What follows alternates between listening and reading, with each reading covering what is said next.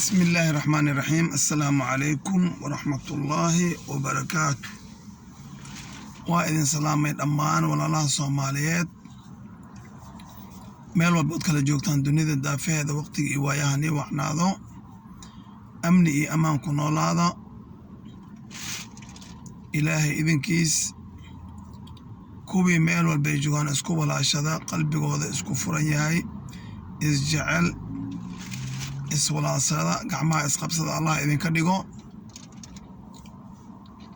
shaydaan qalbigiina ka bixiyo kuwii iscadaaweysta oo isxasda oo isxaqira isqabiyaaladeeye iskala tibla iskala yani cuqdadeesma ilaahay nigama dhigo subxaanahu wa tacaala maxaa yeelay Soomaaliya waxaanu nahay dad walaalo ah kulligayo walaala nahay ma kala baxsanin marka sidaa daraadeed adduunyada waxaana loo yaqaanaa Soomaali cid noo taqaana mala qabiil hebel iyo qabiil hebel iyo qabiil hebel anaga unbaa wadana waxaana loo yaqaanaa oo keliya Soomaali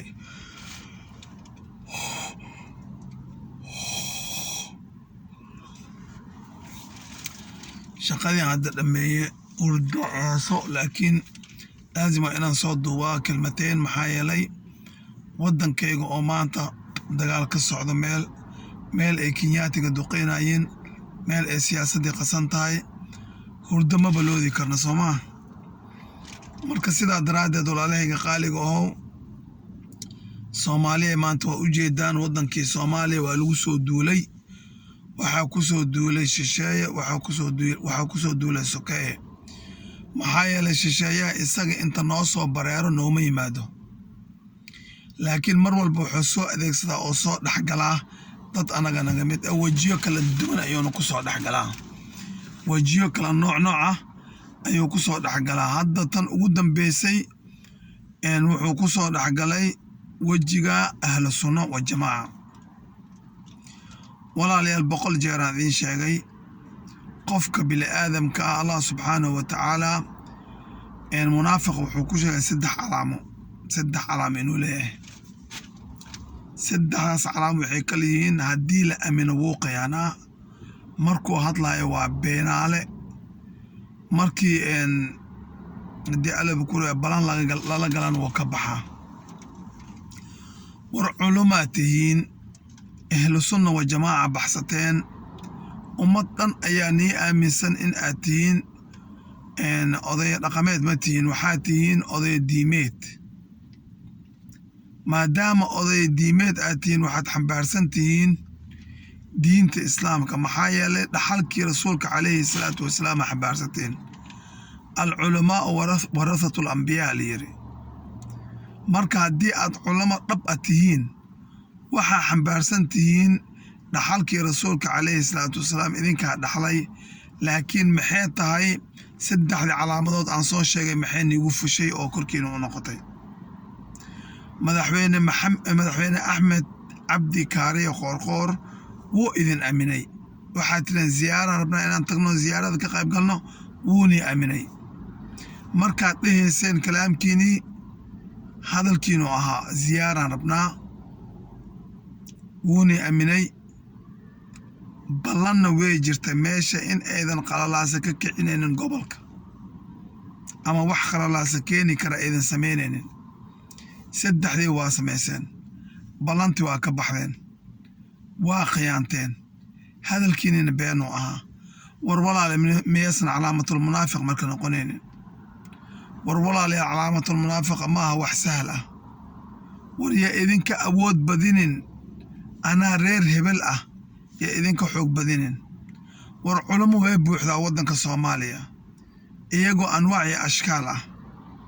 laakiin waxa aad idinka isbidaysaan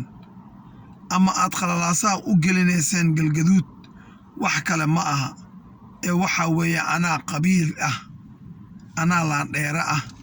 anaa gobolkaas ku badan anaa degan ana kalimatul ana waliyacuudu billaah marka waxaan idin dhihi lahaa culamaa u diinkii Soomaaliyeedow ahlu sunna wa jamaaca dhahdeen waana la yiraahdaa marka maanta ma waxay ku soo biyashubatay in dhiigga Soomaalida ee muslimka ee daahirka in aad isku daadisiin oo asbaabtiina uu daato war waddankan min raas kamboni raas caseer al raba in la xukumo isu keeno idinkana waxaa ka fikiraysiin oo jooga caqligiina ama garaadkiina wuxuu joogaa galguduud kaliya waa shay mustaxiila marka shisheeyaha idin soo adeegsaday isaga ma fiiriyo nimankii ahlu sunna wax sameeyeen ama wax dileen mar alla markuu qalinka soo qaato dagaal dhaco wuxuu yiraahdaa labada dhinac meeqa ka dhimatay isaga adiga iyo kan aad la dagaalamaysid nima kala jecla labadiinaba isku mid ah u tihiin meeqa ka dhimatay labada dhinac waayo dagaaladii 7 ka bacdi markii jabhadaha la isku sameeyay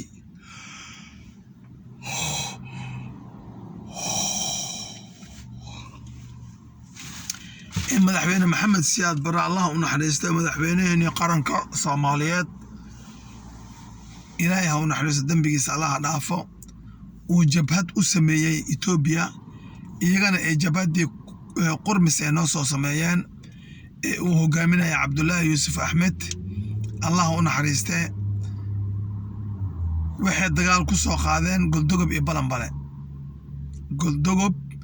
iyo Balanbale ayay jabhad ku sheegay qurmis ku soo qaaday markaas waxaa dhacday in ciidankii xuduudaha ilaalinayay ee difaacayay in ay difaacaan oo intana wax ka dhinteen iyagoo cararaya ayay warbixintu waxay u geeyeen ninkii ayaga saldhigga siiyo oo Mengistu Hayle Maryam ayaa loo geeyay oo la yiri dowladda Soomaaliya dagaalan ku qaadnay waxaana ka dilnay tiro askar oo inta leeg Mengistu muxuu yiri marka labada dhinac meeqa ka dhimatay isku darka intaasaa dhimatay wixii ayaga laga dilay iyo wixii dowladda laga dilay markaasoo qortay marka 12 askari saasoo kale yacni isaga qofkii Soomaaliya ama wiilka Soomaaliya ee dhinta waxay u tahay guul iyo gobonimo wiilka Soomaaliga ee soo hana qaada ee Soomaalinimo ku soo hana qaadana waxay u tahay gablan iyo baaba iyo hoog iyo ba marka nimanka ahlu sunna la magac baxay ee madaxda u yihiin Macallin Maxamuud iyo Sheekh Shaakir cadowga idin soo adeegsaday wuxuu qoranayaa labada dhinac imisa ka dhimatay maxaa yeelay idinka dhiirigelin in aad gadaal ka wadatiin waxa u daliil ah idinkoo kaliya baxay oo ka tagay waddanka haddana idinkoo kaliya soo noqday laakiin waxa ku soo noqoteen power awood ayaa ku soo noqoteen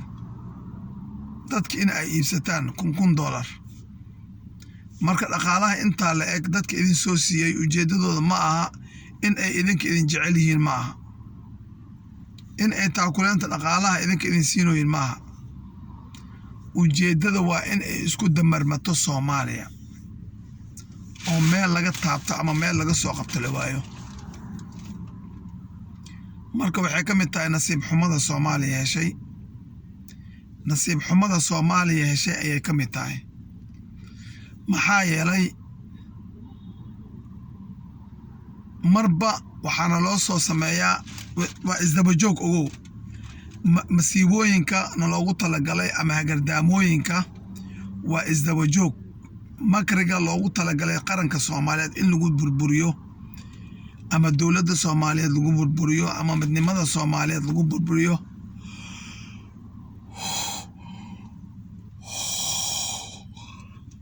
ama shacbu Soomaal loogu diidayo istiqraarka waxa waaye isdaba joog makriga isaga laakiin waxaanu leenahay wa makaru makran wallahu khayrul maakirin mar walba waxay sameeyaan makri iyo hagardaamo laakiin tan Allah subhanahu wa ta'ala ayaa ka khayr badan waxay soo bilaabatay maalintii hebelow dhagax oo la qabanayay ayay hagardaamada soo bilaabatay ee qabteen rag walaalaheena ah oo laakiin dhogorta annaga nooga eg shakalka annaga nooga eg damkeenoo kale leh dhogorteenoo kale leh dheecaankeenoo kale leh laakiin qalbi ama maskax kale ee saaran tahay rag mas-uuliyiin ahaa ee lagu aaminay mas-uuliyadda 20 milyan ee Soomaalida ah ayaa ku lug lahaa ninka isaga ah barnaamijkii ay sameeyeen hebelow dhagax barnaamijkii la sameeyey isaga waa la ogaa inuu yahay jaajuus Ethiopian ah laakiin jawaasiis kala jirtay oo ku dhex jiray dowladda dhexdeeda ilaa jaajuuska midab male gumaysiga la yirmoogtahay maarin dhalaal iyo midab male gumaysiga marka jaajuuska midab male aad ku garatid yacni nooc adiga aan garan kartid ma aha dowladdii u shaqeeyaa shaqaale rayidku u yahay militariga ku dhex jira istikhbaaraadka ku dhex jira banaankaasoo taagaya jabhadu matala jaajuuska waa anwaaci ashkaal waayo aduu rabaa inuu ku dago Soomaa marka ma garan kartid mana aha nooc asaga laga dhadhamin karo ilaa lama dhadhamin karo bini aadamka wax alla wixii aad ku garan lahayd inuu jaajuus yahay wuu qariyaa ilaa aakhiritaanka uu fashilmo hadda ninka la leeyahay balow dhagax 3 sano iyo bar oo joogay xukunka madaxweyne xasan sheekh maxamuud ayuu dhex joogay oo dhex mushaaxay meelaha dadka laga qaban jiray maxaa loo qaban waaye lama qabanayo ilaa ayaga wato soo tarbiyastay oo u yahay jaajuus u jaajuusay wadankiisa sawan oo ka qayb galay iyo intuu ku dhaawacmayo waxaasoo dhan waxa way tabeelaha tan dhigan way taas laakiin filimka xaqiiqdiisa markaa gashid saama waa jaajuus inta la qabto la wado la geeyo haddana jaakooyin inta loo geliyo loo labiso haddana xaasaskiisa caruurtiisa loo ogolaado kabacdina cafis oo ku soo baxay la dhaho Soomaaliya nasiib xumada ku dhacday ka mid tahay Soomaaliya ayaan darada heshay maandeeq ayay ka mid tahay marka nimanka isku magacaabay ahlu sunna wal jamaa ee culimmadii Soomaaliyeed lagu tirinayay eena ahaa maanta inay maanta dhiigga muslim daadiyaan ay Soomaalida muslimka dhiigooda daadiyaan ee caruurta askarta isku gooyaan oo isku wiji fiiqaan ee qaar duntaan ee ayaga macnaa lacag u sheegaan ama u xadreeyaan digri u qabtaan waa nasiib xumada Soomaaliya ku dhacday ka mid tahay war dhiigga muslimka qiimihiisa waa ogtiin علماتين إذن كان دحل رسولك عليه الصلاة والسلام العلماء ورثة الأنبياء لير آوي مسؤولية دي أد حنبار سنتين دحلكي أد رسولك كد حشين آوي ما إنا الصومالي اسكول إنسان بغير حقه هل قف أو مسلم ولا ديجي سلا داديو ayaa ka qeyr wuxuu ka qeyr badan yahay in kacbada la burburiyo kacbada in la burburiyo qeyr badan qiblatul islaam in daakum laga dhigo ayaa ka qeyr badan in dhiig islaam la daadiyo hal qof oo muslima dhiigiis marka waxaas miyadan ogeen axaadiistaas fara badan miyadan aqrisaneen miyadan ogeen culumaatihiin وحبا مياذا معناه دب أقول نقول يعني أحاديث رسولك عليه الصلاة والسلام لكن وحا إذين شيء يا ودن كان عيدمو ليهاي أحمد كاري قرقور مدحوينها قل مدق واقعيانتين نفتينا واقعيانتين يقادعون الله ورسوله ويقادعون الله والذين آمنوا وما يقطعون إلا أنفسهم وما يشعرون كوبي إلهي أي قيانين كوبي إلهي رمية قيانين لكن ما إيسان قيانين نفس ديالكو ذي قيانين إيقا إس قيانين لكن ما أوغين إس قيانين إيقا ودن كان عيدن وليه هاي دفاعي كرا إن شاء الله تعالى بريها صوص عضنا arrimihiina waa la soo afjari doonaa haddii allah awoodda la yidhaahdo annagoo ka xun oo 100 mar ka xun ka shacab ahaan in dhiig Soomaaliyeed daato in laba wiil oo Soomaaliyeed ee macnaha iyagoo isku haysta hubka isdilaan isdaawacaan annagoo aad ugu xun ayaan haddana waxaan rabnaa in dowladnimada ay hana qaado wixii ka hor imaanayana la tirtiro la baabiyo maxaa yeelay qarannimaa sharaf ku leedahay dowladnimaa sharaf ku leedahay dal aan dalkaada aan waa dareen ku joog wadamo islaameedaan joognaa amni iyo ammaanaan ku helnay nololaan ku helnay laakiin qalbigeena ma fadhiyo qalbigeena waa mucallaq qalbigeena wuxuu u soo hanween yahay ciiddii aan ku dhalanay ee aan ka soo jeednay ee ciiddii awoowayaal iyo aabbayaal iyo awoolayaal ee ka soo jeedeen oo qalbigeena yacni u sii yacni damac dheer yahay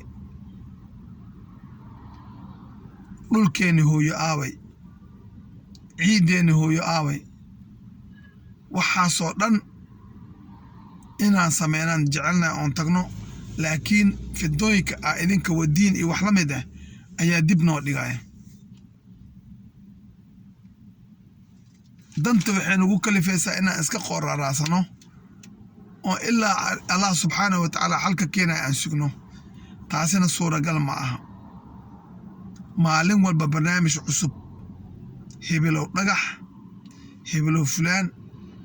caruurtii loo waday maxaa la dhahaa Eritrea kana keer ah kana saan ah farmaajo saanuu rabaa hebel saanuu rabaa akhiiran walaasheena ikraar tahliil faarax hadday dhimatay haddee noosha allah u naxariisto ayaa haddana tabeelaana loo soo dejiyey ikraarna cadaalad waa inay heshaa laakiin filinka xaqiiqdiisa gudaha saa ma aha rooble filinka jilitaanka oo gudaha ku jilaaya ama dadka isaga u jilaaya meesha gudaha ugu jilaaya ma aha macnaha inay cadaalad hesho ikraam ha lagu carqaladeeyo dowladda Soomaaliyeed ee qaranka Soomaaliya hana lagu majaxaabeeyo shacabka Soomaaliyeed ee ka soo kabanaya dhibaatooyinka iyo awaaraha iyo burburka iyo baabaa iyo dagaalada sokeeye marka Soomaaliya duulaana lidinku yahay waa lidinku soo duulay shisheeya nigu soo duulay oo soo dhaxgalay walaalkiina ogol inuu dhiig u daadiyo shisheeyaha fikirka shisheeyaha fikirka Uhuru Kenyatta waxaa diyaar u inuu dhiig u daadiyo mid adiga kula dhashay kii aad garabka ka rabtay ee garabka ku noqon lahaa cadowga inuu kula difaaco cadowgiyaa isaga kuu soo adeegsaday Uhuru alkuliste ayaa kuu soo adeegsaday oo yiri bax nakuja wewa nakwenda uko akuu soo adeegsaday lacaguu soo siiyey wuxuu dhiiggiina daadiy iyo tusa dhiig waa inaad daadisaan iska hor keentaan Soomaalida ciidamada iyo jabhadda la dagaalameys laakiin taasi insha allahu tacaala waa ku hungoobi doontiin dowladnimada Soomaaliya way hana qaadaysaa biidni rabbi raxmaan cid hor istaagi karta oo allah subxaanahu wa tacaala aheena ma jirto amarkana kan ilaahay waa imaanikiina maaha والله غالب على أمره ولكن أكثر الناس لا يعلمون أمرك إله سبحانه وتعالى غالب هذا لكن بدن كيزدك ما أوغا إنا أرنكو سيدا ياهي مركو ولا عليك الصومالية دو قاليقو هو وحايدين ليه الامر لوادي مرسدحات ودن كالو دعيو هانا لقرب استاغو هالا دوهو إلهو أناقا وأنو جيدا حالة دين وأجيدا لا حول ولا قوة إلا بالله عقل أن وحكو لعسلان مليين أبود أن وحكو لعسلان مليين إلا أذيق مويان انت هقدامة نقودا نوحانو لنا حسبنا الله ونعم الوكيل انت ده إلهي أساير إبري وإذنك أجيب ياي أنبرنا رب سبحانه وتعالى عن توقنو سيقانا أجيب ياي انت على عدي هقردامك ووضع أما سكايا نقضى أما الشيا نقضى ربي إنو أقضة عزيزا نوغا قبطو نوع دونان هلا هذين وجهي دونان هذيك سدين مقع دونان سميستين rabbi waa inaan ku dacweynaa si uu nooga qabto. ina badsha rabbika la shadiid, qabashada rabbiga waa mid adag subxaanahu wa tacaala. miyaadan ka baqaynin? caruurta u argagax gelinaysaa, hooyooyinka, waayeelada, dadka bukaanka ah maxaa argagax u gelinaysiin? maxaa dagaal hubaysan keenay? haddii aad siyaasadda dan ka leedihiin iyo xaajo, imaada goobta, imaada siyaasadda ka soo qayb gala, afkiina ku ciilbaxa. laakiin maya, waan dagaalamaa, cadowgii fariintu ii soo dhibiyaan fulina iyadoo baraatig ah. insha allahu tacaala manay suuragelayso. intaa markaan uga baxo taasi, waxaan rabaa meeshaan inaan hambalyo iyo bogaadin uga soo jeediyo dhammaan inta taageerta ama jecel dowladnimada ee garab taagan ee u duceysa, ee energy iyo dhaqaale iyo af iyo maal iyo wax walba ku bixiyo, ku garab istaagan.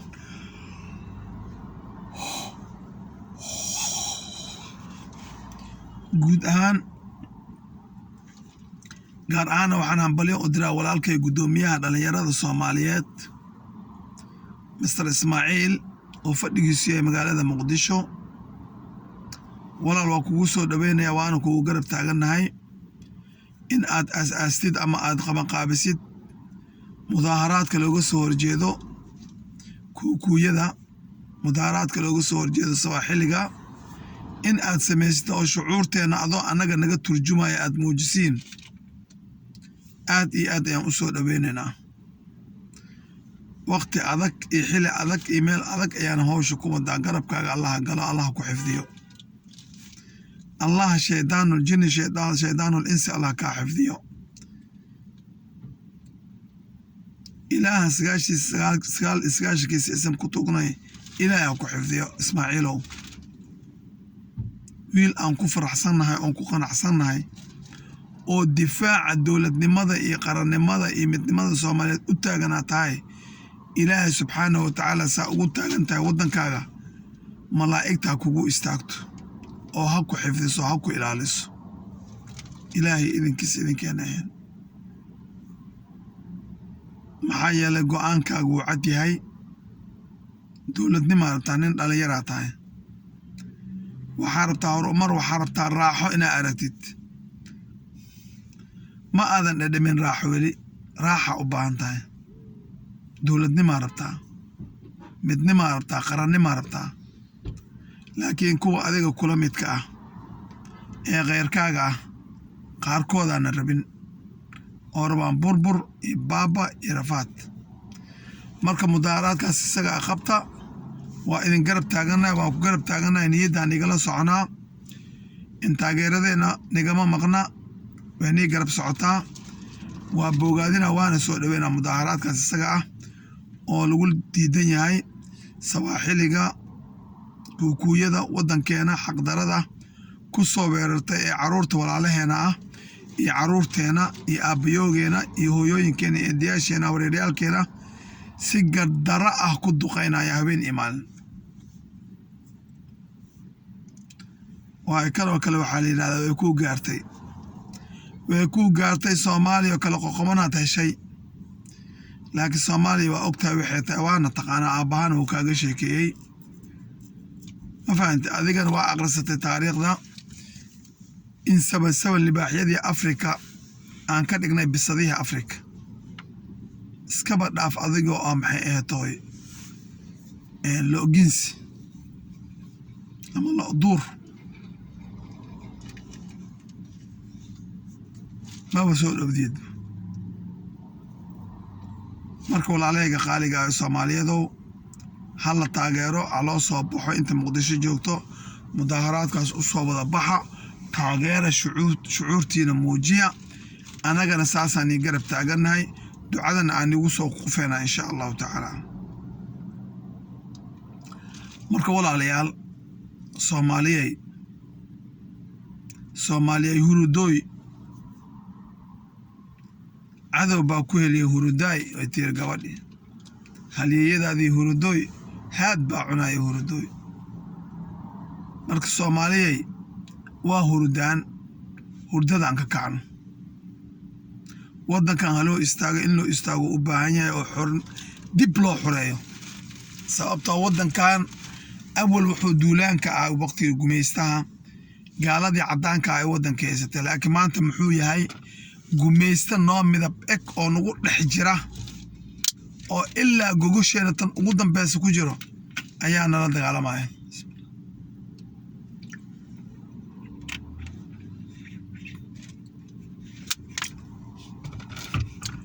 oo aanan garanaynin inuu yahay saaxiibkeena iyo inuu yahay cadowgeena aanan kala garanaynin maxaa yeele waa anugu midab waa anugu dhaqan waa anugu af waa anugu diin waa anugu jinsi waa anugu dhogor laakiin qalbiga saaran iyo cadaawatanimada ku jirta gudihiisa iyo xiqdiga ka buuxo waa mid tan gumaysiga ku jirta iba ka daran ilaahaan iga magan galnay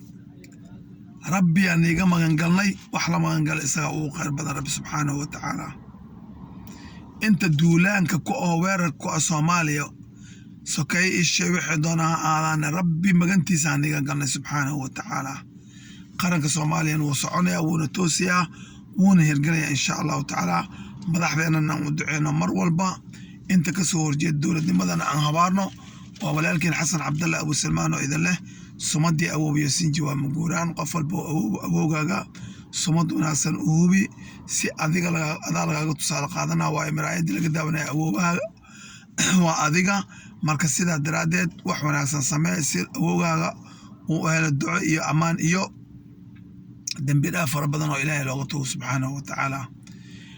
meel walbood kala joogtaan soomaaliya inay dunida daafeeda waqtiga iyo waayaha walaalaheegu hanay wacnaado نقضى وكونوا عباد الله أقوانكم ورسولك عليه الصلاة والسلام الله نؤير واعتصموا بحبل الله جميعا ولا تفرقوا عندي ما لن أتاول عليه ما لن أحسن عندي ما لن أتاول والسلام عليكم ورحمة الله وبركاته